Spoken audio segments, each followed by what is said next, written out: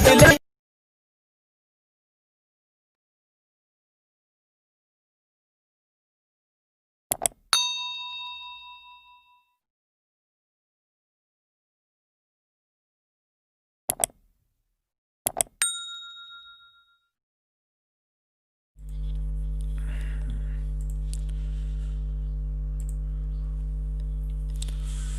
नमस्कार दोस्तों, study with मस्ती चैनल पर आप सभी लोग का स्वागत है।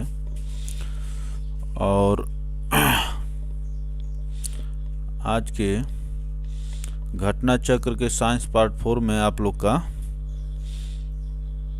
स्वागत है। देखते हैं, इससे पहले हम लोग घटना चक्र साइंस का पार्ट 3 कर चुके हैं। आप लोग उसको देखिए और शुरू से कंप्लीट रिवीजन करिए। और ये रामबाण है बाबू, घटना चक्र जो है प्रीवियस क्वेश्चन देखने के लिए, और इसमें जो भी क्वेश्चन स्टैंडर्ड क्वेश्चन होते हैं, तो तैयारी में लगे रहिए। बूंद बूंद करके तालाब भरता है। आप सोचेंगे कि एक दिन में तैयारी हो जाएगी, तो ऐसा नहीं होता है। धीरे धीरे पढ़ते रहिए। कब तैयारी हो जाएगी आपको खुद समझ में नहीं आएगा। तो आज हम लोग मोशन अंडर ग्रेविटी पढ़ेंगे। फिजिक्स में जो टॉपिक है घटना चक्र में, मोशन अंडर ग्रेविटी।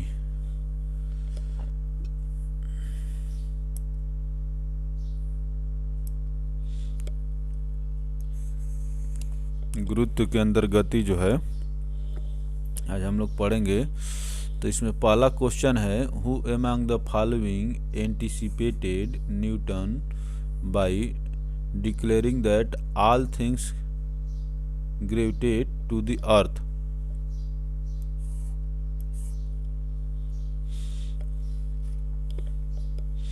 मैंने न्यूटन से पहले किसने बताया था कि सभी वस्तुएं पृथ्वी की तरफ आकर्षित होती हैं या गिरती हैं। ये IAS प्री 1995 का क्वेश्चन है।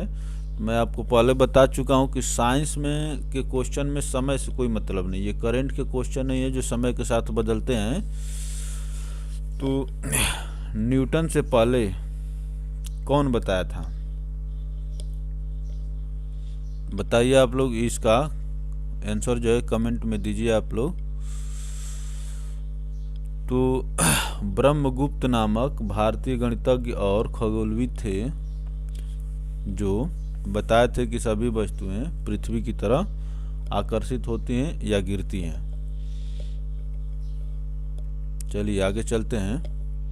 देखिए यहाँ पर घटना चक्र की एक खूबसूरती है बच्चों कि हर एक क्वेश्चन को जो डिस्क्रिप्शन देता है, डिस्क्रिप्शन पढ़ने के बाद आपको उस क्वेश्चन के पेरीमीटर में जितने भी क्वेश्चन बन सकते हैं वो सॉल्व हो जाते हैं। और इसीलिए घटना चक्र बहुत फ्रूटफुल किताब मानी जाती है और है भी, और आपको एग्जाम में बहुत हेल्प करती है। Brahmagupta was a great 7th century mathematician and astronomer. He was born in भीनमल in Rajasthan. Rajasthan में उनका जन्म हुआ था ब्रह्मगुप्त का। He is best known for his ब्रह्मास्फुटा सिद्धांत। अब ब्रह्मास्फुटा सिद्धांत कौन दिया था ये पूछ लेगा आपसे, ठीक है ना बच्चों। ब्रह्मास्फुटा सिद्धांत कौन दिया था? ब्रह्मगुप्त का जन्म कहाँ हुआ था? राजस्थान में। In which he declared that all things gravitate to the earth, जिसमें उन्होंने बताया कि सभी वस्तुएं जो है पृथ्वी की तरह आकर्षित होती हैं बच्चों, ठीक है ना। तो ये रहा पहला क्वेश्चन, जिसमें हम लोग ये सीखे जाने कि न्यूटन से पहले किसने कहा था कि सभी वस्तुएं जो है पृथ्वी की तरफ आकर्षित होती हैं। ये ब्रह्मगुप्त ने बताया था। और ब्रह्मगुप्त ब्रह्मास्फुटा सिद्धांत नामक सिद्धांत दिए थे, और राजस्थान में इनका जन्म हुआ था। क्वेश्चन नंबर सेकेंड, चलिए बच्चों क्वेश्चन नंबर सेकेंड बताइए। Who gave the theory of gravity, गुरुत्व का सिद्धांत किसने दिया? न्यूटन ने सिद्धांत दिया था। और जो है ब्रह्मगुप्त स्टेटमेंट दिए थे बच्चों। स्टेटमेंट और सिद्धांत में बहुत अंतर होता है। स्टेटमेंट में भी राइट और रॉन्ग, बट जो थियरी होती है बच्चों वो वेल प्रूव्ड होती है। तो न्यूटन ने इसको प्रूव करके दिखाया कि सभी वस्तुएं पृथ्वी की तरफ आकर्षित होती हैं। Who gave the theory of gravity, इसका जो है आइजैक न्यूटन ने दिए थे। आइजैक न्यूटन, ये गुरुत्व का जो नियम जो है बहुत चर्चित नियम है और ये एक सामान्य क्वेश्चन बन गया है। लेकिन कई बार सामान्य क्वेश्चन भी एग्जाम में गलती हो जाते हैं और वही आपको आउट ऑफ रेस कर देते हैं। ये MPPCS प्री 2010 का प्रश्न, ये बहुत पुराना प्रश्न नहीं है, देख रहे हैं जो ना, ये 2020 के परिप्रेक्ष्य में अगर देखें तो 2010 में ये प्रश्न पूछा गया है। आप इस प्रश्न को महत्व को समझ सकते हैं। ऐसा नहीं कि सभी प्रश्न बड़े बड़े पूछे जाते हैं। आप कोई भी एग्जाम उठा लेंगे, आप वहाँ से 2-4 प्रश्न जरूर सॉल्व कर सकते हैं, लेकिन उस 2-4 प्रश्न के साथ साथ आपको अच्छे क्वेश्चन सॉल्व करना होगा, तभी आप कंपटीशन में आते हैं। तो ये जो हमारे न्यूटन जी थे इन 1687 Isaac Newton published his law of gravitation in his book mathematical principle of natural philosophy. Mathematical principle of natural philosophy ये किसकी किताब है बच्चों? न्यूटन जी की है। Newton proposed that everybody in universe is attracted to every other body with a force that is directly proportional to the product of their masses and inversely proportional to the square of distance between them. In terms of mathematical relations, Newton's law of gravitation states that gravitational force F between two particles m1 and m2 has a magnitude of F बराबर G m1 m2 by r square, जहाँ पर G क्या है बच्चों? Gravitational constant है, ठीक है ना, और R जो है उन दो वस्तुओं के बीच की दूरी है। तो ये आप केयर करेंगे, ये जो फार्मूला है बच्चों F बराबर G m1 m2 by r square, आप इसको केयर करेंगे, ठीक ना। कई जगह कैपिटल ये G ग्रेविटेशनल कांस्टेंट का भी नाम मान पूछ लेता है, जो हम लोग आगे पढ़ेंगे।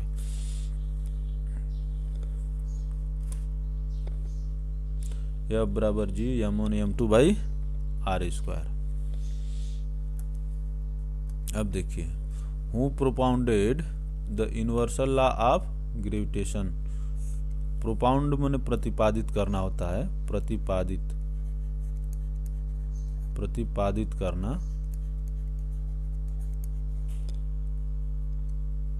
प्रोपाउंड माने बच्चों प्रतिपादित करना। Who propounded the universal law of gravitation, तो इसको भी आप जानते हैं, हमारे न्यूटन भाई थे। देख रहे हैं ये MPPCS में पूछा है और उत्तराखंड में पूछा है और बहुत सारे एग्जाम्स में पूछा है। अभी हम लोग केवल कमीशन के क्वेश्चन देख रहे हैं। जो कमीशन लोक सेवा आयोग जो होते हैं हर एक राज्य के, वो जो परीक्षाएं कराते हैं उन्हीं के क्वेश्चंस, और ख़ास तौर से जो हिंदी बेल्ट के जो कमीशंस हैं उन्हीं के क्वेश्चन घटना चक्र कवर करता है।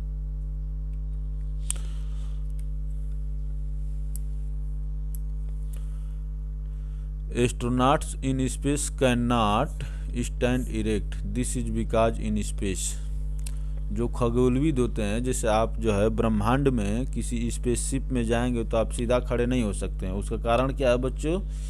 यही इस प्रश्न का उत्तर है। ये UPPCS मेंस 2007 का क्वेश्चन है। क्यों खड़े नहीं हो सकते हैं बच्चों, बताइए आप लोग? क्योंकि वहाँ पर कोई भी गुरुत्व नहीं है, ठीक ना। There is no gravity in space. Astronauts in space cannot stand erect. This is because in space there is no gravity.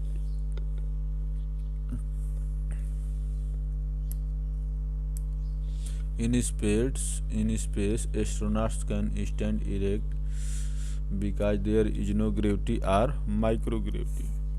In this condition, people or objects appear to be weightless. जब गुरुत्व नहीं रहेगा तो बच्चों आपको भारहीनता की स्थिति महसूस होगी। Microgravity affects the human body in several ways.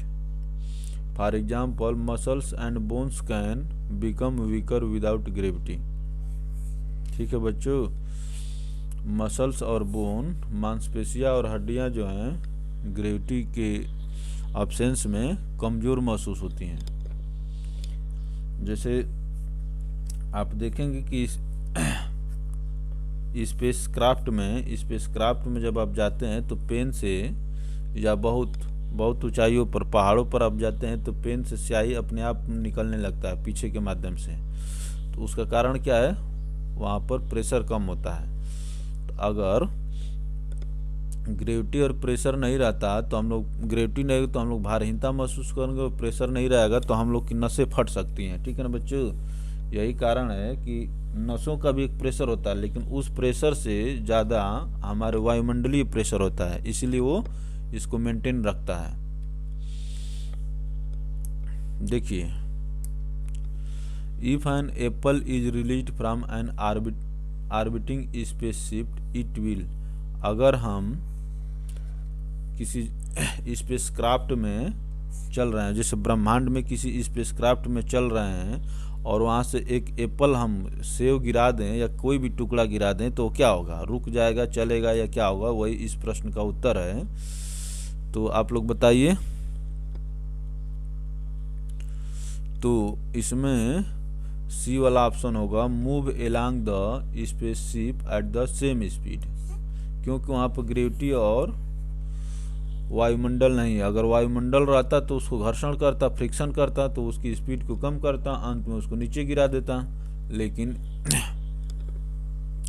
ब्रह्मांड में जो बच्चों वायुमंडल नहीं है, move along with the spaceship with the eight the same speed. ठीक ना बच्चों, तो इसको आप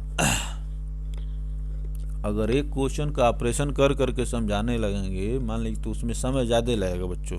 ठीक है ना, तो आप लोग कंसेप्ट जो है, कंसेप्ट की क्लास अलग से चलती रहेगी, लेकिन यहाँ पर हम लोग प्रीवियस से जो क्वेश्चन आए हैं, हम जितना पढ़े हैं, देख रहे हैं कि हम उससे इन क्वेश्चन को सॉल्व कर पा रहे हैं कि नहीं, या मैं जो तैयारी कर रहा हूँ वो सही डायरेक्शन में है कि नहीं। ऐसा नहीं कि हम पढ़ कुछ और रहे हैं और प्रश्न कहीं और से पूछ रहा है। तो प्रीवियस प्रश्न देखने से आपको ये अनुमान लगता है कि जो हम पढ़ रहे हैं तो सही दिशा में पढ़ रहे हैं कि नहीं। तो move along with the spaceship eight the same speed, speed same रहेगी बच्चों। ठीक है ना, यूपीपीसीएस ये प्री 2010 का क्वेश्चन है।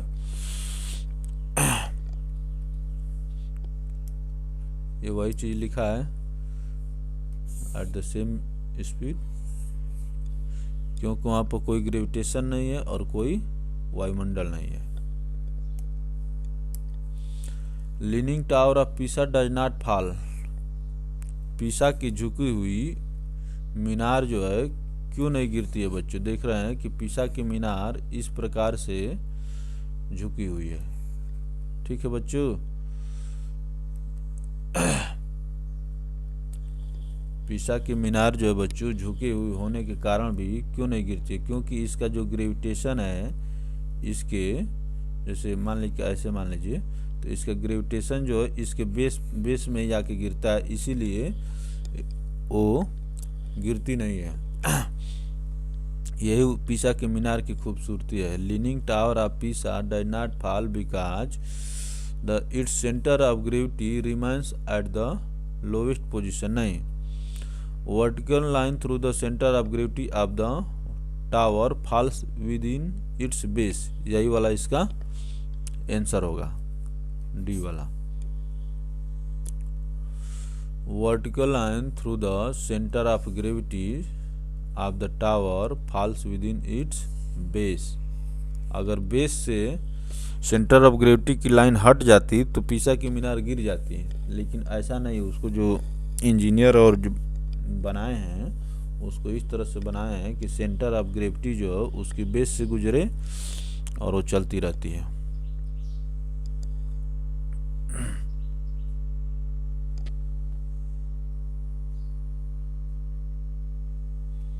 चलिए देखिए, anything will remain stable as long as the vertical line through the center of gravity fall within its base. The center of gravity is that point where whole mass of the body is supposed to be concentrated. Till today, the vertical line from the center of gravity has been falling within the base of this tower. This is why it has not fallen. It is believed that when the tower leans further, the line from its center of gravity passes out of its base and it will fall down. यह माना जा रहा है कि जब मान ली कि जो पीसा की मीनार है वो ज़्यादा झुक जाएगी, और ज़्यादा अगर झुक जाएगी तो उसका सेंटर ऑफ ग्रेविटी से जो लाइन है उसके बेस से हट जाएगा और मीनार गिर सकती है।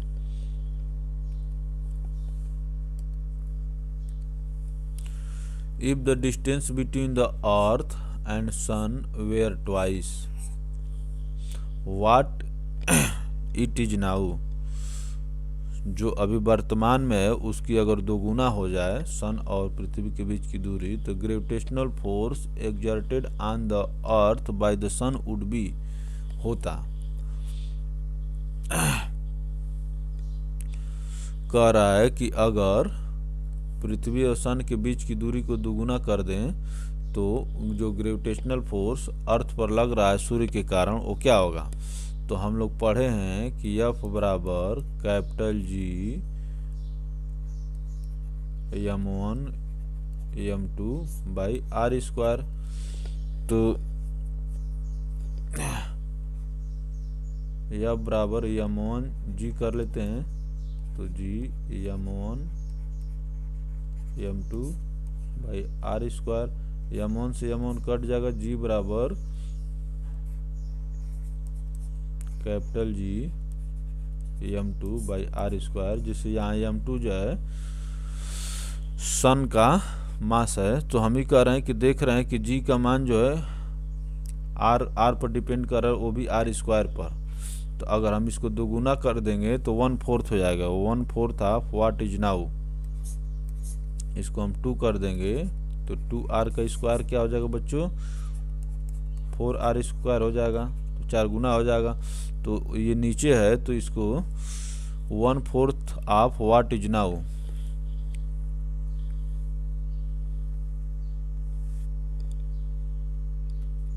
देखिए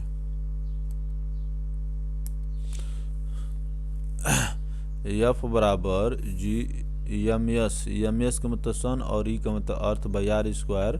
अगर हम इसको दोगुना कर दें तो ये हो जाएगा, तो F2 क्या हो जाएगा बच्चों, F1 का 1/4 हो जाएगा। यहाँ से आप लोग निकाल कर इसको देख लेंगे, और तो 1/4 हो जाएगा बच्चों, ठीक है ना।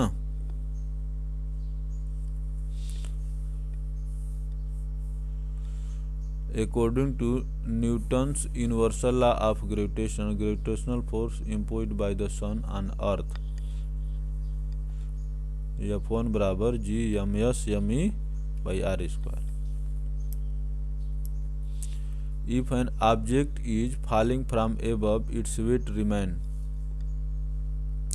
If an object is falling from above, its weight remain. अगर कोई ऑब्जेक्ट जो है ऊपर से गिर रहा है तो इसका भार जो क्या होगा बच्चों, बताइए। भार सेम रहेगा, क्योंकि ये जो जी जो है गुरुत्व जो है बच्चों, ग्रेविटेशनल जो है एक्सीलरेशन जो है हमेशा सेम रहेगा।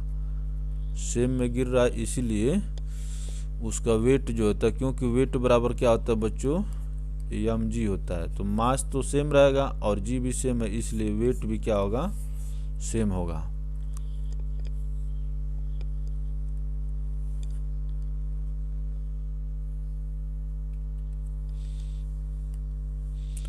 In ideal condition where air resistance is negligible, जहाँ पर वायु के द्वारा जो घर्षण है नेग्लिजिबल है। If an object is falling from above, its weight remain same because mass of the object and gravity remain unchanged.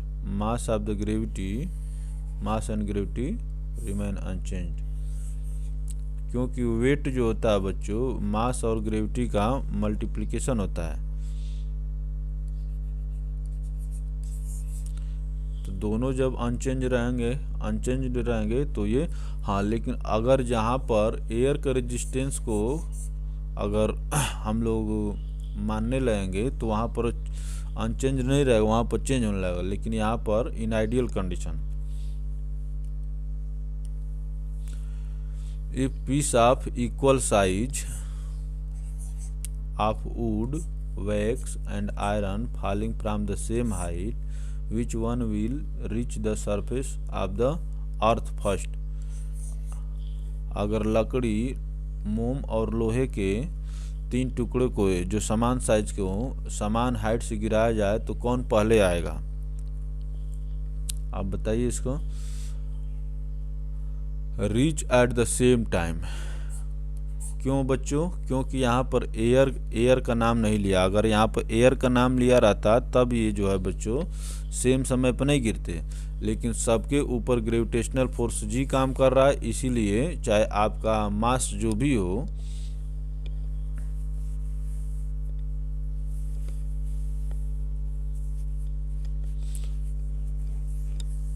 उससे फर्क नहीं पड़ेगा। तो क्योंकि सभी के ऊपर बल जो जी काम करे इसलिए सभी सेम टाइम पर रीच करेंगे धरती पर, ठीक है ना बच्चों। क्योंकि यहाँ पर अगर एयर का नाम दिया रहता, अभी आपको आगे के प्रश्न क्लियर हो जाएगा, क्योंकि वहाँ पर एयर दिया हुआ है। इन आइडियल कंडीशन, ठीक है ना, आइडियल कंडीशन की बात कर रहा है। When air resistance is negligible, all pieces of equal size of wood, wax and iron falling from the same height despite of their weight difference will hit the ground at the same time because same gravitational acceleration g applies to all subjects.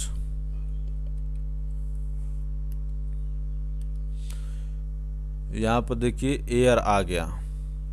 The two balls of iron and wood of same weight draft from the same height in air, देखिए यहाँ पर air दे दिया, then क्या होगा?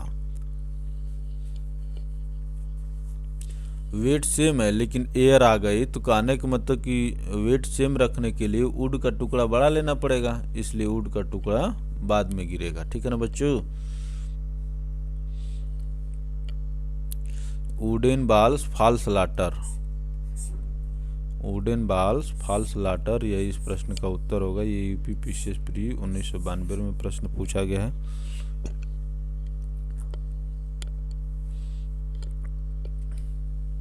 देखिए, if there is no resistance from the air both balls will hit the ground at the same time. अगर air का resistance नहीं रहता तो दोनों वस्तुएं जो हैं समान समय पर गिरती, but in the presence of air the heavier things fall faster than the lighter things, so resistance from air slows down the fall of lighter things, so option C will be correct answer। जो वायु के द्वारा जो resistance प्राप्त होगा वो हल्की वस्तु को रोकेगा।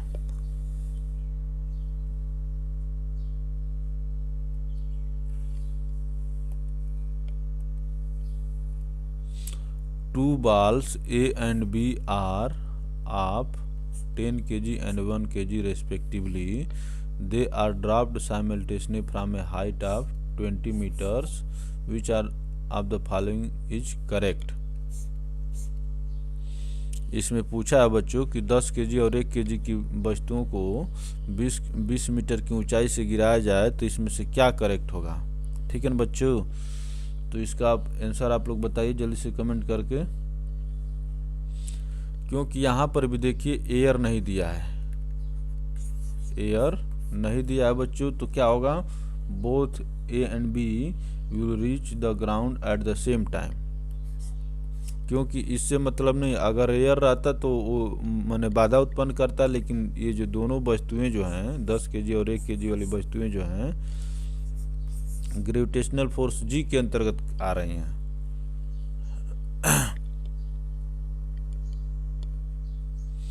तो दोनों वस्तुएं ग्राउंड पर क्या करेंगी, सेम टाइम पर गिरेंगी। ठीक है बच्चों।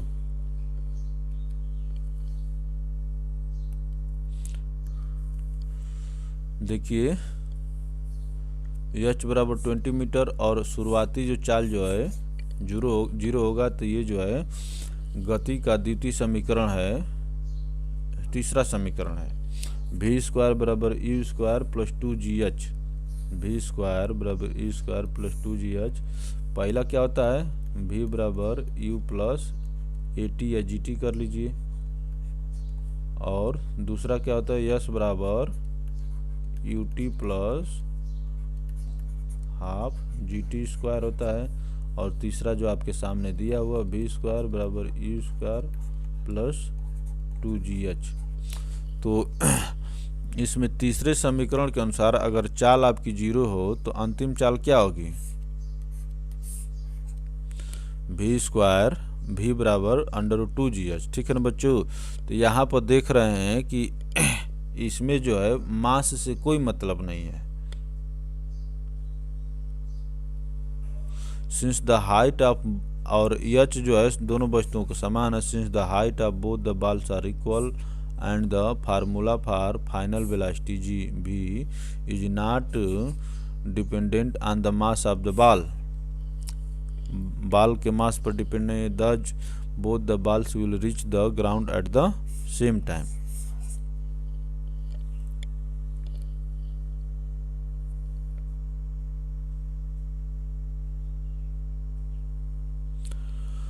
समझ रहे बच्चों, मास पर डिपेंड नहीं कर रहा है।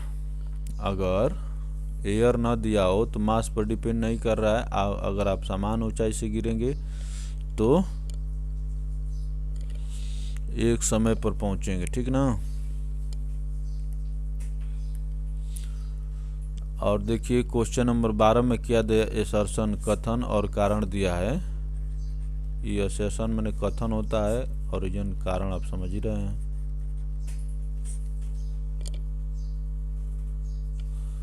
तो weight of human being on moon is 1/6 in comparison to earth. एकदम कथन सही है, क्योंकि चंद्रमा पर जो है जो ग्रेविटेशन होता है, पृथ्वी पर ग्रेविटेशन का 6वां भाग होता है। The moon does not have the gravity like earth. ये गलत है, क्योंकि डज नॉट नहीं है, यहाँ पर मून का भी ग्रेविटेशन है g/6। तो इसमें देखिए कौन सा ऑप्शन सही होगा, इसको आप लोग बताइए। सी होगा, A is true but R is false.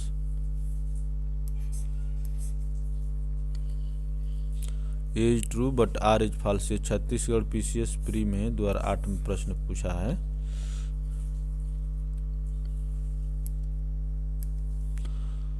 The moon is the earth's only natural satellite. पृथ्वी का केवल एक प्राकृतिक सैटेलाइट जो कौन सा है, मून, चंद्रमा। The surface gravity of the moon is only 1/6 that of the earth, so the weight of human being on the moon will be 1/6 of that on the earth. Hence assertion is true but reason is false. ठीक ना बच्चों।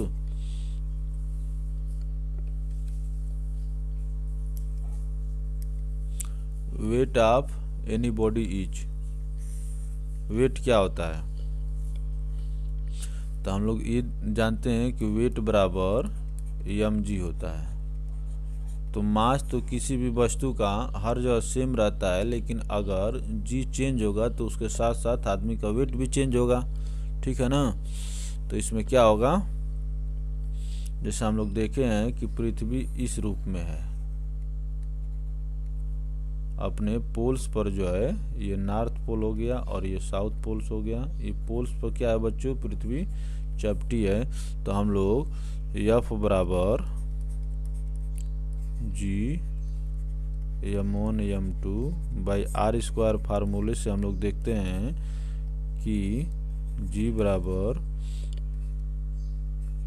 g/r²। तो r अगर change होगा, देखिए ये जो दूरी है बच्चों ज़्यादा है, इसको कैपिटल R कर देते हैं, और ये जो दूरी स्मॉल है, छोटी है। तो कहने का मतलब कि अगर r जहाँ छोटा होगा वहाँ पर g क्या हो जाएगा, बड़ा हो जाएगा। तो पोल पर जो है r छोटा होता है। तो 13 नंबर क्वेश्चन का आंसर क्या होगा, मैक्सिमम एट पोल्स। किसी भी वस्तु का वेट जो है यहाँ पर g ज़्यादा होगा, g जो है ज़्यादा होगा बच्चों, ठीक है ना। जब g ज़्यादा होगा तो वेट भी पोल्स पर क्या होगा, ज़्यादा होगा। जैसे जैसे हम लोग इक्वेटर से पोल की तरफ बढ़ते हैं, g का मान क्या होता है, बढ़ते जाता है, क्योंकि r का मान घटते जाता है। Maximum at poles.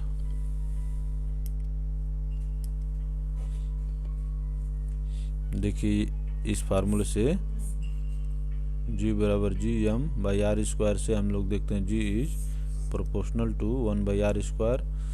तो does the value of g is minimum at equator, ये भी क्वेश्चन पूछता है। g की वैल्यू जो है इक्वेटर पर कम होती है and maximum at the poles, it means g increases as we move from the equator to poles. जैसे जैसे हम इक्वेटर से पोल की तरफ बढ़ते हैं तो g का मान क्या होता है, बढ़ते जाता है।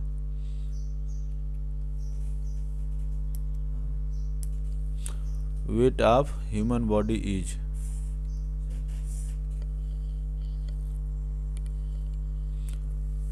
Weight of human body is maximum at poles. हम लोग पीछे प्रश्न देख चुके हैं, क्योंकि पोल्स पर जो g का मान जो क्या होता है, बढ़ जाता है। यूपीपीसीएस मेंस 2015 का क्वेश्चन है, weight of human body is maximum at poles.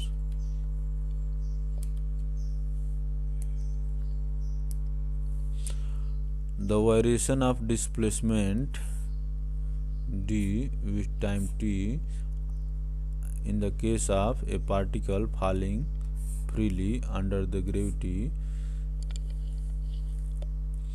from rest का मतलब u बराबर 0 is correctly shown in the graph. तो देखिए u बराबर 0, ठीक है ना बच्चों। तो यहाँ पर बच्चों क्या u 0 होगा, अगर यहाँ पर डिस्टेंस d हो गया, मान लीजिए कि ये 2 हम मान लेते हैं, और 2 में टाइम 0 से भाग देंगे तो 2 बराबर 0 बराबर क्या इन्फिनिटी हो जाएगा। यहाँ पर क्या इसकी चाल इन्फिनिटी है, क्योंकि हमें तो 0 दे रखा है, ठीक है ना बच्चों। यहाँ पर भी अगर इसको हम 4 मान लेते हैं, 4 में 0 से भाग देंगे तो ये भी इन्फिनिटी आ जाएगा। तो इसलिए C और D आपके ऑप्शन नहीं होंगे, ठीक है ना बच्चों। और आप जानते हैं गति का तीसरा समीकरण यस बराबर ut प्लस हाफ GT², ठीक है ना। तो u बराबर 0 जब रख देंगे, u बराबर 0 रखने पर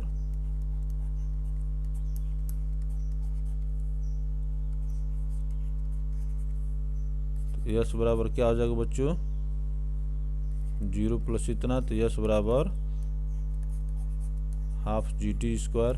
ये भी एक पैराबोला का इक्वेशन है, ठीक है ना बच्चों।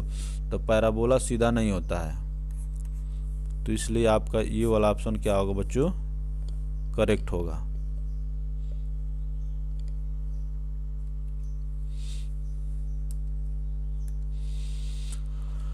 For an object falling freely from the state of rest under the gravitational acceleration, equation of motion is, ये जो दिया है, which is also an equation of parabola, ठीक है ना बच्चों। Therefore option A is correct।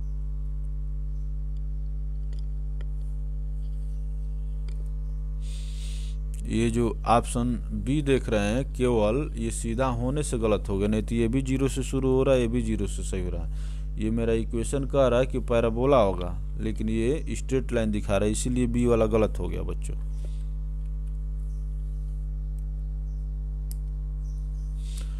A smooth plane inclined at an angle theta with the horizontal as shown in the given figure, a body starts from rest and slides यहाँ से slides down on the inclined surface. The time taken by the body to reach the bottom is, ठीक है ना बच्चों। इसका जो है answer जो बच्चों सी वाला होगा, और हम लोग कैसे होगा इसको देखते हैं अभी।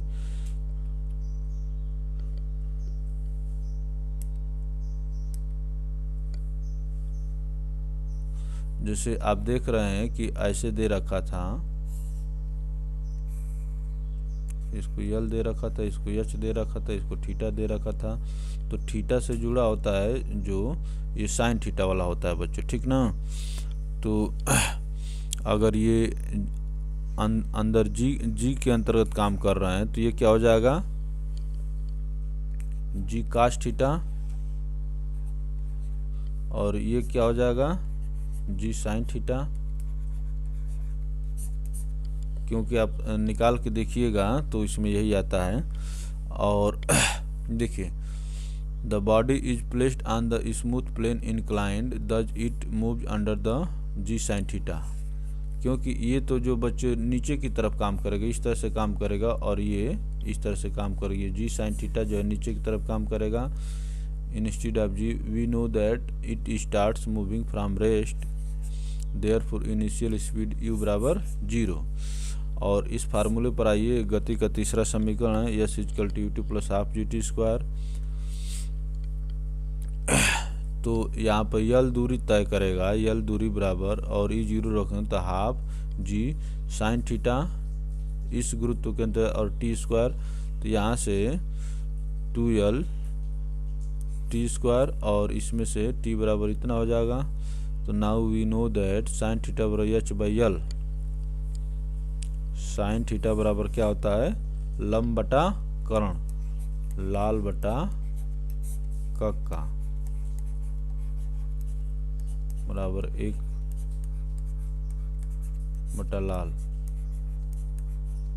लाल बटा कक्का 1 बटा लाल। तो साइन थीटा क्या होता है बच्चों, लंब बटा कर्ण होता है, ठीक है ना।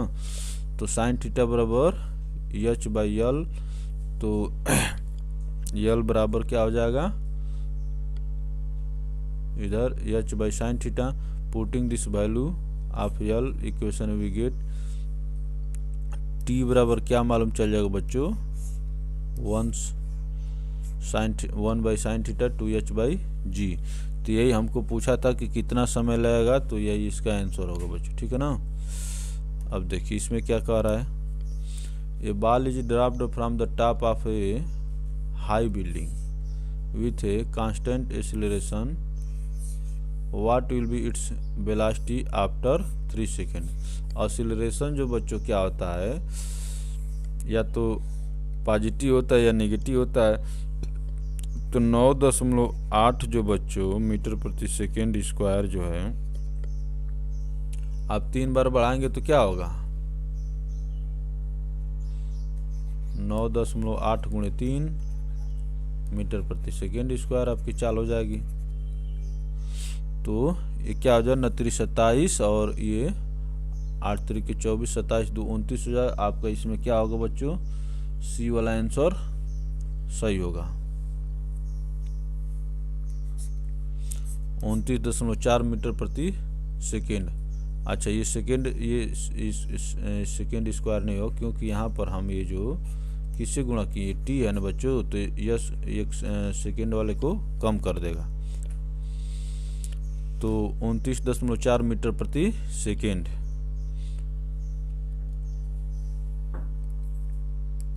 अकॉर्डिंग टू इक्वेशन ए बराबर इतना मीटर प्रति सेकेंड स्क्वायर और टी बराबर इतना और यू बराबर 0, तो वी बराबर क्या हो जाएगा, वी बराबर यू प्लस 80। तो यू 0 है और इसको रख देंगे तो 29.4 मीटर प्रति सेकेंड हो जाएगा बच्चों। और क्या कह रहा है, if the radius of the earth were to shrink by 1%, अगर हम पृथ्वी की त्रिज्या को 1% कम कर दें, it mass remaining the same और मास को सेम रहने दे, the value of g on the earth surface would be, क्या होगा?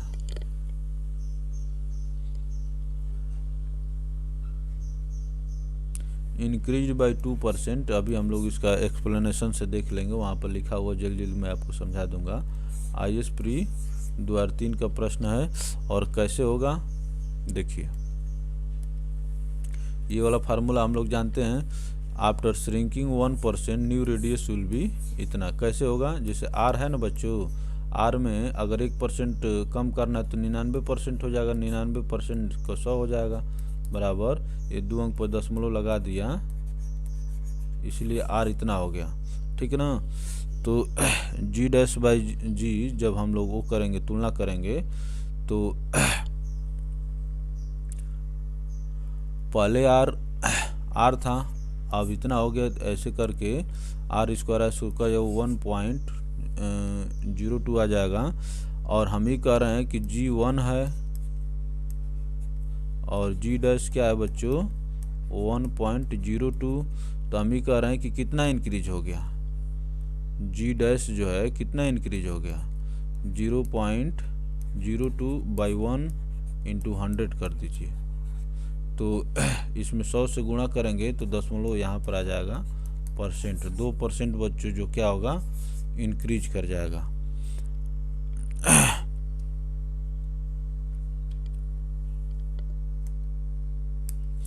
The acceleration due to gravity of a destructive earthquake, एक जो भयानक जो भूकंप आता है, जो नुकसान पहुंचाने वाला भूकंप है, उसमें एक्सेलरेशन क्या होता है, हमारे पृथ्वी का 9.8 मीटर प्रति सेकेंड है ना बच्चों।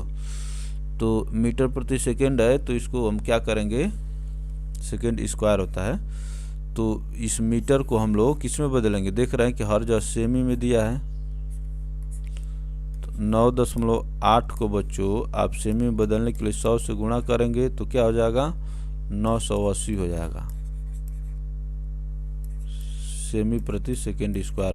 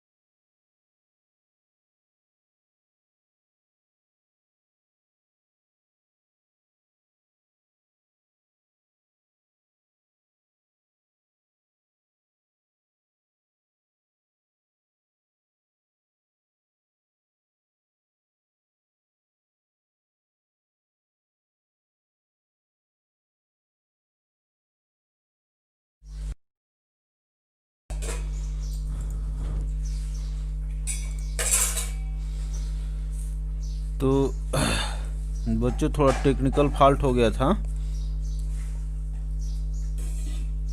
और बंद कर दीजिए।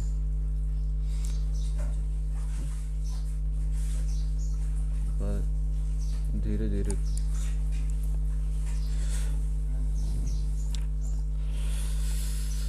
तो चलिए, सब होता रहता है। मान ली कि भाई हम लोग टेक्निकली उतने स्ट्रांग अभी नहीं हैं, और कभी इंटरनेट कनेक्शन, कभी कुछ गड़बड़ हो जाता है, लेकिन काम में कोई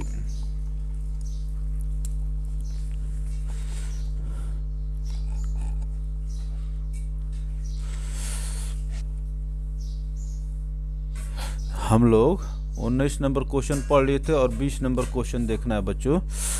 तो इसमें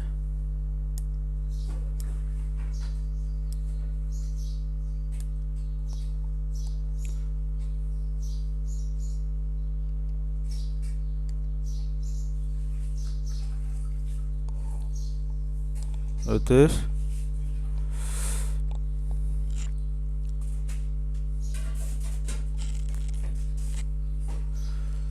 तो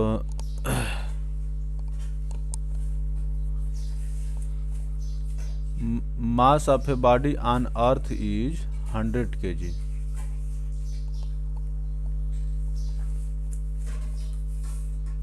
ये हिल रहा है,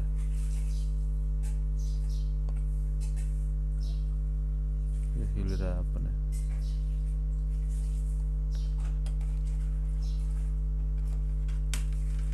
उसको रख दीजिए आराम से।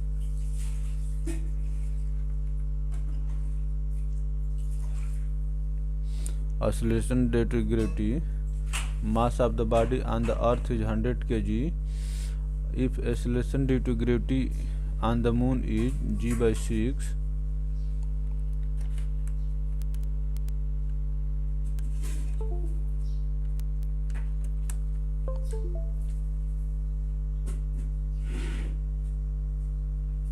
then the mass of the body on the moon is।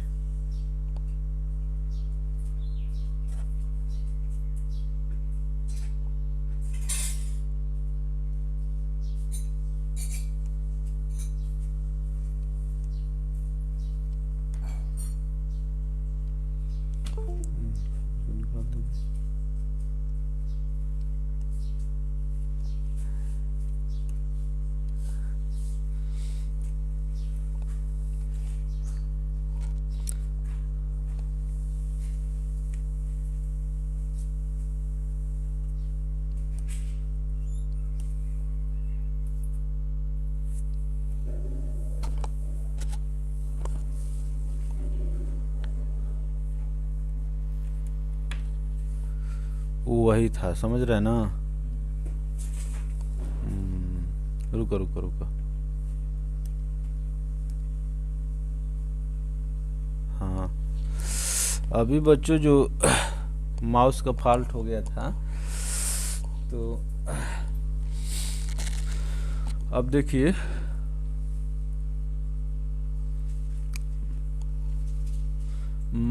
Mass of the body on the earth is 100 kg। If oscillation due to gravity on the moon is, then the mass of the body on the moon is।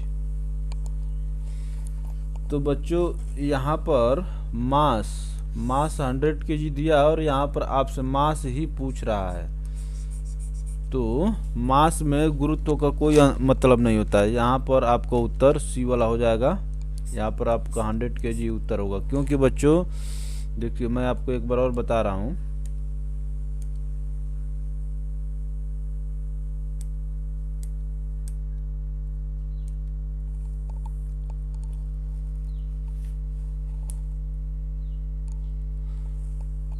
Mass of the gravity on the अर्थ ये कितना है 100 kg। Oscillation कितना है 10 metre प्रति second square, जो 9.8 हम लोग लेकर के चलते हैं। If the acceleration due to gravity on the moon is g/6, then the mass of the gravity on the moon is. अगर मून पर ग्रेविटी जो है, तो हम ही कह रहे हैं कि मास पूछा है तो हमें ग्रेविटी से कोई मतलब ही नहीं है। मास 100 kg है, यहाँ पर भी 100 kg होगा। चलिए अगले प्रश्न पर चलते हैं। थोड़ा सा बच्चों इस टेक्निकली फॉल्ट हो गया था सब, अब सब सही हो गया है। चलिए अगला प्रश्न पर चलते हैं। देखिए mass of the body does not change with respect to gravity, it is weight that change due to increase और decrease in the gravity. Weight बराबर होता है बच्चों m इंटू जी, तो जी के बदलने पर वेट बदलता है, ना कि मास बदलता है। ठीक है ना, यही इस प्रश्न का क्रक्स है कि चाहे जी आप कितना भी कह लीजिए, ये है वो है, जी से मास पर कोई चेंज नहीं होता। मास द्रव्यमान और भार दोनों अलग अलग चीज़ें, मास और वेट जो है बच्चों दोनों अलग अलग चीज़ें, जो आपको यहाँ से दिख रहा है।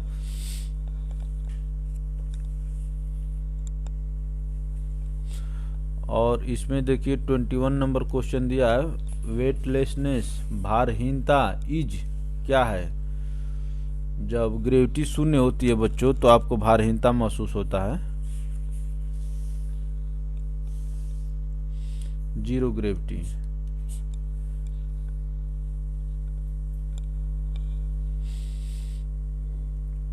अब देखिए,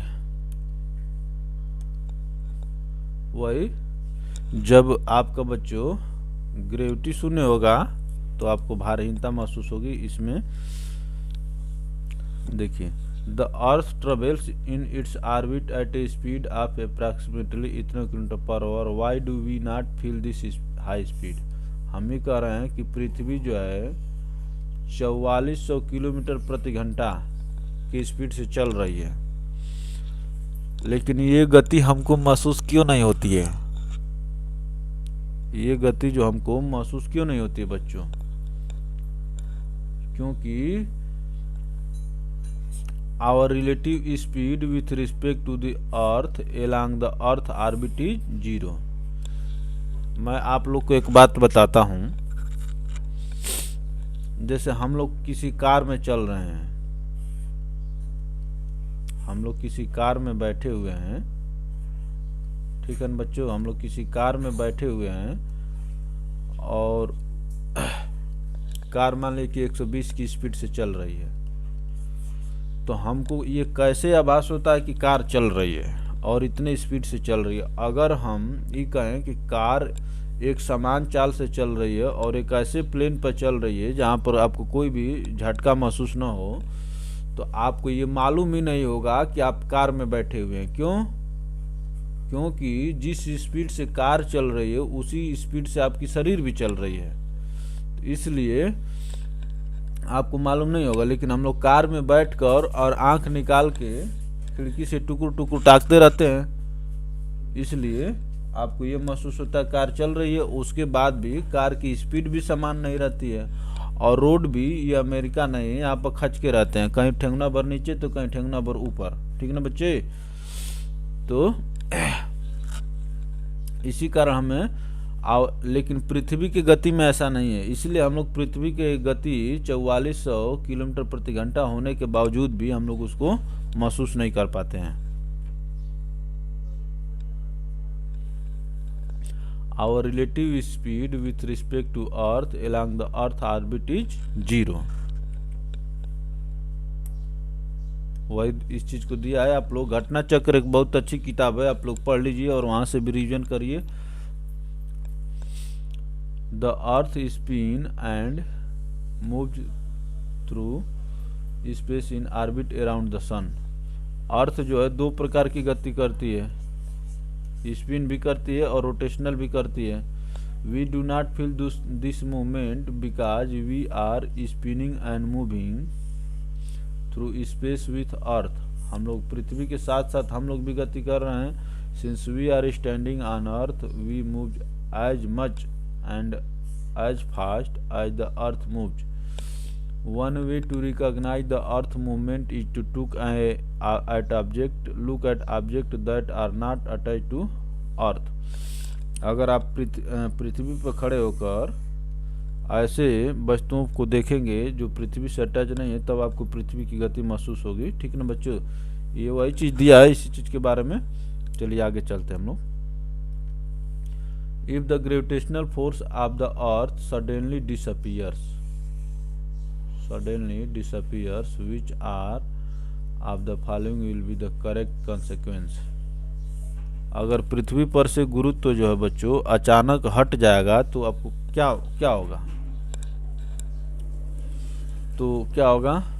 पहला इसका ऑप्शन होगा the weight of an object will become 0 but the mass will remain same. भाई हम कहने का मतलब कि वेट बराबर क्या होता है? वेट बराबर m इंटू जी होता है। तो हम ही देख रहे हैं कि वेट जो है जी पर डिपेंड है, तो अगर 0 हो जाएगा तो वेट भी 0 हो जाएगा। लेकिन मास का जो है जी से कोई लेना देना नहीं है, इसलिए ये सेम बना रहेगा, विल रिमेन द सेम। चलो वही बात लिखा है। An artificial satellite orbiting around the Earth does not fall down. This is so because the attraction of the Earth। एक कृत्रिम उपग्रह जो है बच्चों पृथ्वी पर गिरता नहीं है, उसका कारण क्या है? क्योंकि पृथ्वी जो because the attraction of the earth provide necessary acceleration for its motion. जैसे हम लोग किसी ये सर्कुलर पाथ में हम जब मोशन करते हैं तो मान लीजिए कि आप हैं, ये बाहर सेंट्रीफ्यूगल फोर्स लगता है और अंदर की तरफ सेंट्रीपेटल फोर्स लगता है। तो सेंट्रीफ्यूगल फोर्स तो लग ही रहा है आप गतिशील अवस्था में है तो, लेकिन पृथ्वी का गुरुत्व जो है आपको सेंट्रीपेटल फोर्स प्रोवाइड करता है, इसीलिए आप गिरते नहीं हैं। तो because the attraction of the earth provides the necessary acceleration for its motion. An artificial satellite orbiting around the earth does not fall down because the gravitational attraction of the earth which produces the necessary acceleration for its motion in a curved path। ये IAS pre 2011 का प्रश्न है बच्चों, ठीक ना। Satellite is kept moving in its orbit around the earth, it is due to। एक उपग्रह जो है बच्चों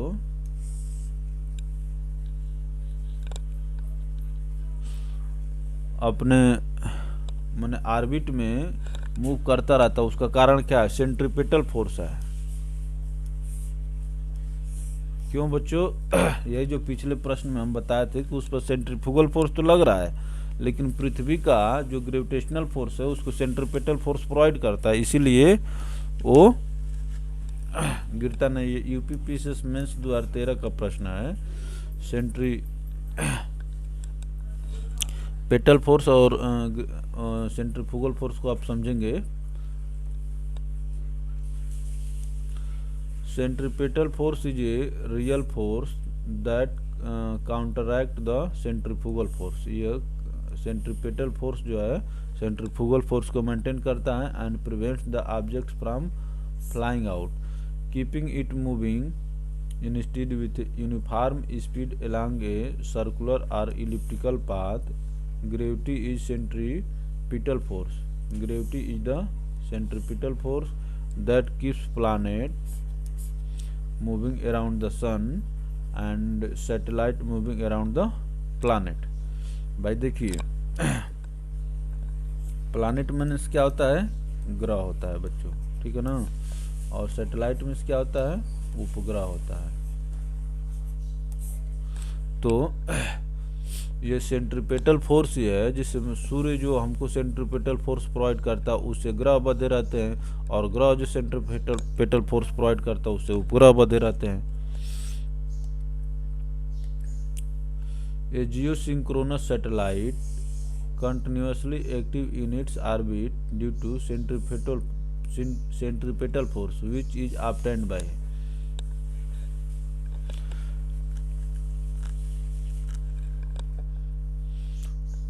the gravitational force on the satellite by the earth। जो पृथ्वी के द्वारा जियोसिंक्रोनस सैटेलाइट्स किसको कहते हैं आप लोग इसको समझेंगे। यहाँ पर हम लोग क्वेश्चन देख रहे हैं, अगर इस एक क्वेश्चन को पूरा डिटेल ऑपरेशन करने लगे तो बहुत ज़्यादा समय लग जाएगा बच्चों। तो जियोसिंक्रोनस सैटेलाइट वो कहते हैं जो एक ही ऑर्बिट में करते रहता है, जो synchronous gravitational force on the satellite by the earth. Earth जो है ग्रेविटेशनल फोर्स सैटेलाइट पर करते, इसलिए वो एक ऑर्बिट में गति करते रहता है। The known force of nature can be divided into 4 classes which gravity, electromagnetism, weak nuclear force and strong nuclear force. With reference to them, which one of the following statement is not correct? Gravity इसमें क्या कह रहा है बच्चों? Gravity is the strongest force, ये गलत है, ये गलत है और यही आपका उत्तर होगा। Electromagnetism act only on particle with an charge, electric charge. Electromagnetism बच्चों चार्ज वाले पार्टिकल्स पर काम करता है। Weak nuclear force causes radio activity. Weak nuclear force के कारण देखते हैं कि कुछ पदार्थ जो रेडियो एक्टिविटी का गुण शो करते हैं, माने वो धीरे धीरे एमिट करते रहते हैं। Strong nuclear force hold protons and neutrons inside the nucleus of an atom. Strong weak electromagnetism, ठीक है ना बच्चों। तो इसमें ए वाला ऑप्शन सही होगा। देखिए क्या, gravitational force is the weakest, सबसे वीकेस्ट है force among the four fundamental force, while strong nuclear force holds the position of strongest force among them. Strong nuclear force जो बच्चों सबसे मजबूत फोर्स है। If a person sitting in a lift, then when will he feel that his weight get increased। अगर आदमी एक lift में बैठा हुआ है तो उसको ये कब महसूस होगा कि उसके भार बढ़ रहे हैं या बढ़ गया है, ठीक है ना बच्चों। If a person sitting in a lift, then when will he feel that his weight gets increased, कि बढ़ गए हैं, ठीक है बच्चों। तो इसका 28 वाले का उत्तर क्या होगा। जैसे किसी लिफ्ट में अगर लिफ्ट जो है जी से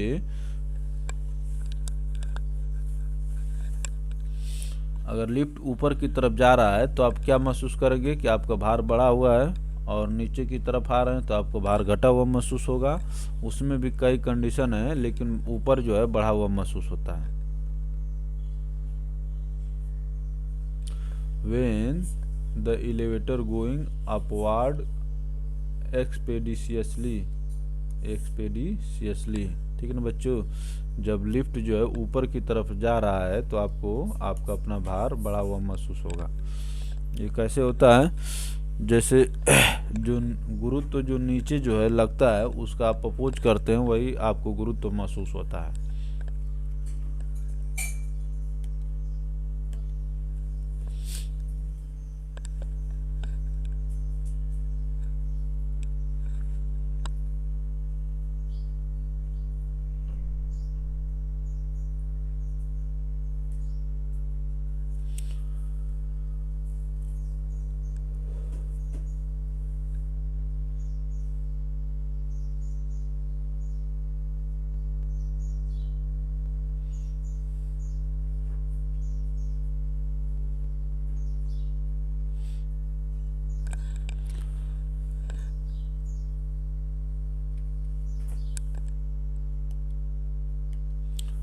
time period of A pendulum. Time period of A pendulum depend on its length. अभी हम लोग जो पेंडुलम का फार्मूला पढ़ेंगे बच्चों, तो उसमें हम लोग देखेंगे कि टी बराबर क्या होता है, 2 pi under root l by g. तो हम ये देख रहे हैं कि टी जो है यल पर डिपेंड है, ठीक है ना बच्चों। और जी तो हमेशा सेम रहता है, पाई का मान भी सेम रहता है। तो time period of A pendulum depend on its length, ये जो है डिपेंड ऑन इट्स लेंथ, ये वही चीज है।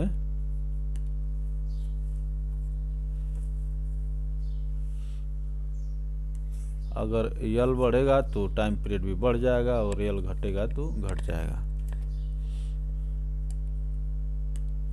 Y do pendulum clock usually lose time in summer.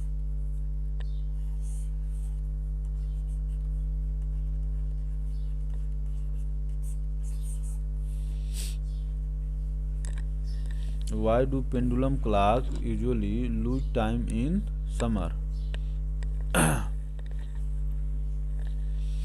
तो गर्मी में क्या होता है बच्चों, गर्मी के कारण जो है रस्सियां बढ़ जाती हैं, लेंथ बढ़ जाता है, इसलिए उसका टाइम पीरियड बढ़ जाता है। तो इसीलिए the length of the pendulum increases and increasing the time period of unit oscillation,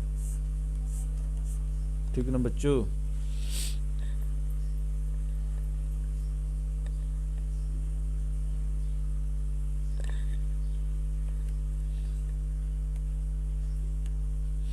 time period of simple pendulum इतना हो गया, where L is the length of the pendulum. In summer length of the pendulum is slightly increased, क्योंकि गर्मी के कारण कोई चीज़ें बढ़ती हैं। Due to this time period also increased, this result that the pendulum clocks are slows in summer. भाई धीरे धीरे चलेगी तभी तो उसका टाइम पीरियड बढ़ेगा, धीरे धीरे चलेगी बच्चों तभी तो टाइम पीरियड उसका बढ़ेगा, तो स्लो हो जाती है, उसीलिए लूज लिखा हुआ है यहाँ पर, इसीलिए लूज लिखा हुआ है।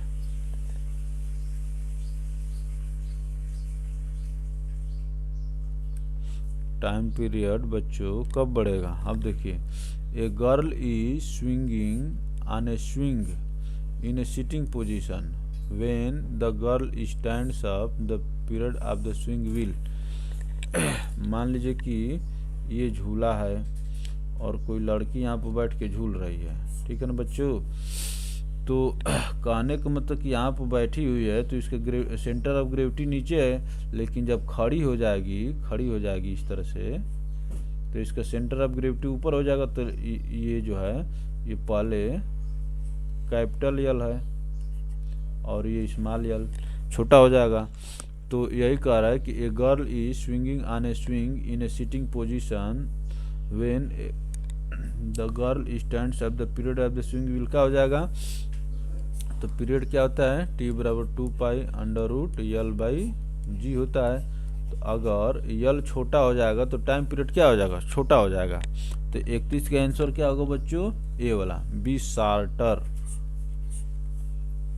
जब वो बैठी रहती है उस समय उसका टाइम पीरियड ज़्यादा रहता है, क्योंकि यल लंबा रहता है, यहाँ से यहाँ तक रहता है, और जब खड़ी हो जाएगी तो सेंटर ऑफ ग्रेविटी इसका ऊपर हो जाता है, इसलिए यल जो है इतने तक ही रहेगा। तो इसीलिए period of the swing will be shorter, period of the swing, झूला का पीरियड जो है कम हो जाएगा। ये वही चीज दिया है, a girl is swinging on A swing in A sitting position, but when she stands up she is effectively moving with her mass higher, thus shortening the length of the pendulum. Shortening this length will increase the period of the swing will be shorter.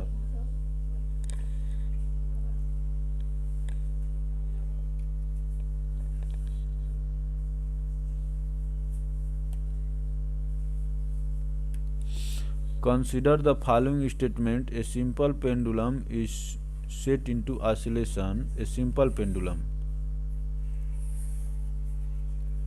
एक simple pendulum होता है, एक second pendulum होता है।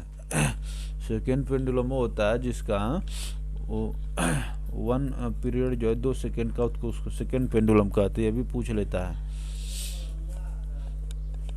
A simple pendulum is set into oscillation, then क्या होगा इसमें जो बच्चों, द एक्सीलरेशन इज 0। देखिए वही न था, ये पेंडुलम जो बच्चों हम लोग का ये जो है क्या होगा, ऐसे जाता है फिर ऐसे आता है, इधर जाके फिर ऐसे आता है, ये न होता है। तो ये क्या कह रहा है कि इसमें बच्चों the acceleration is 0 when the Bob Passage through the mean position. इसको ये बॉब कहते हैं, जो गोल चीज का देखते हैं इसको बॉब कहते हैं, बॉब।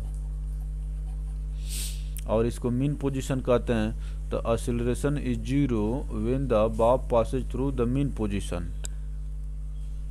ठीक है बच्चों, तो ये सही है, एक्सीलरेशन इज 0, ये सही होगा। और यहाँ इसको मीन पोजीशन कहते हैं। अब देखिए, in each cycle the Bob attains A given velocity twice.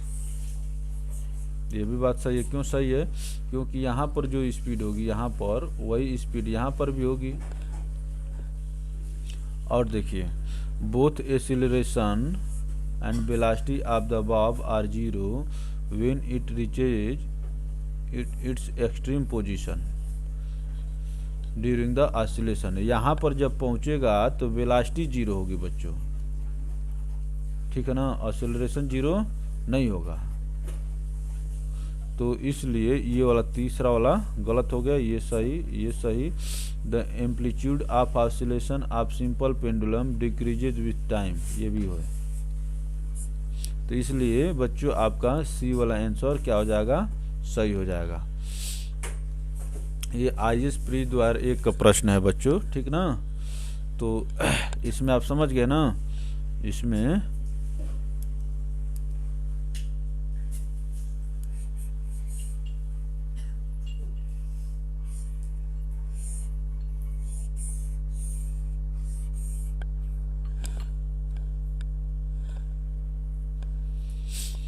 तो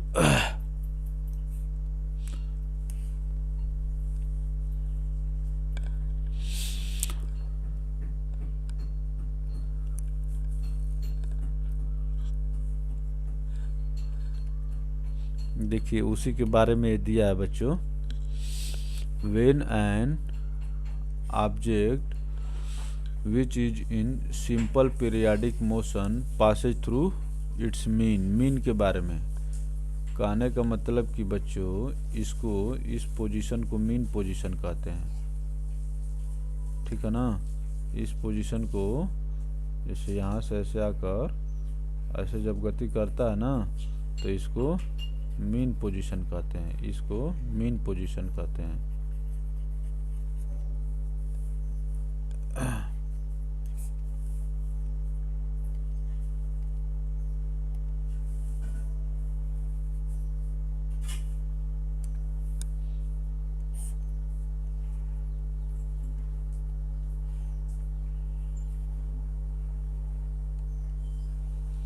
इस पोजीशन को मीन पोजीशन कहते हैं। तो यहाँ पर क्या करता है, no force acts on it, ये देखिए, ठीक। इट्स एक्सीलरेशन बिकम्स 0, यही पूछा था। मैक्सिमम वेलोसिटी, यहाँ पर वेलोसिटी मैक्सिमम होती है, क्योंकि इधर जाएगी तो घटेगी, इधर भी जाएगी तो घटेगी। मैक्सिमम काइनेटिक एनर्जी, जब वेलोसिटी ज़्यादा हो तो काइनेटिक एनर्जी और पोटेंशियल एनर्जी 0 होती है। तो क्या क्या 0 हो गया, एक्सीलरेशन 0 होता है और पोटेंशियल 0 होता है। जब जी 0 हो जाएगा, यहाँ पर एक्सीलरेशन 0 हो तो जाहिर सी बात है पोटेंशियल एनर्जी भी, यहाँ पर पोटेंशियल एनर्जी यहाँ पर देख रहे हैं कि यहाँ पर ऊंचाई नहीं बढ़ रही इसलिए 0 होता है। When the object reaches its extreme position, यहाँ की बात कर रहा है, इसको एक्सट्रीम पोजीशन कहते हैं। Then its acceleration is maximum, then its acceleration is maximum, counter force acting on its is maximum, क्योंकि जो इसको खींच के लाएगा दोनों मैक्सिमम है। Its kinetic energy 0, has maximum potential energy, has 0 velocity, ठीक ना बच्चों। तो ये रहा इन सब चीज का।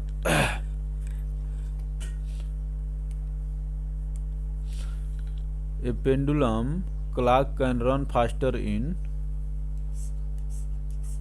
कब फास्ट रन करेगी बच्चों, विंटर में। क्यों, क्योंकि आप जानते हैं कि T बराबर 2π√L/g होता है, और जब L छोटा हो जाएगा तो ये फास्ट रन करने लगेगी।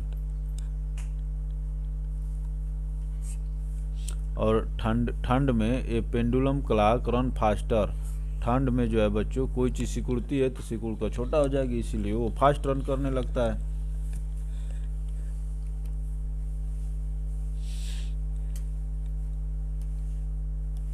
A pendulum clock run faster in winter because in winter length of the pendulum or the swing becomes smaller due to contraction and the clock begin to run fast, ठीक है ना बच्चों। contraction देख रहे हैं ना।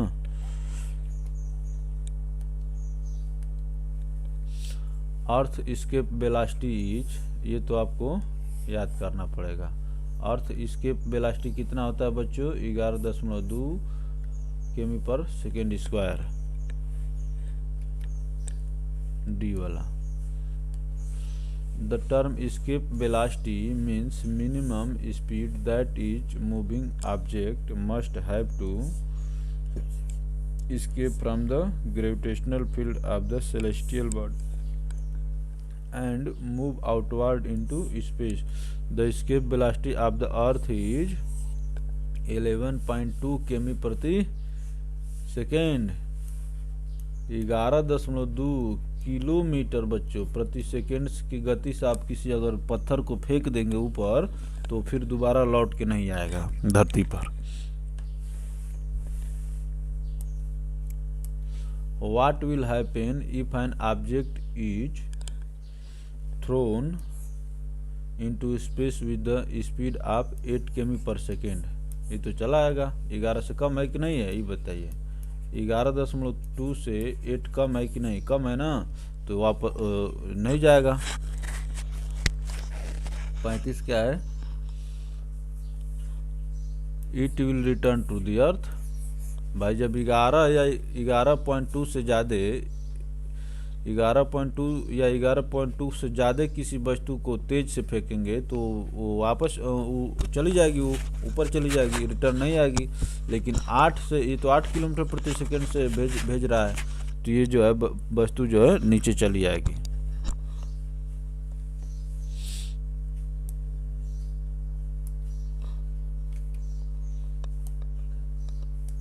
ये 36 नंबर क्वेश्चन देखिए। There is no atmosphere on the moon. चंद्रमा पर कोई वायुमंडल नहीं है, क्यों बच्चों बताओ? The escape velocity of gas molecules on it is less than the root mean square velocity here.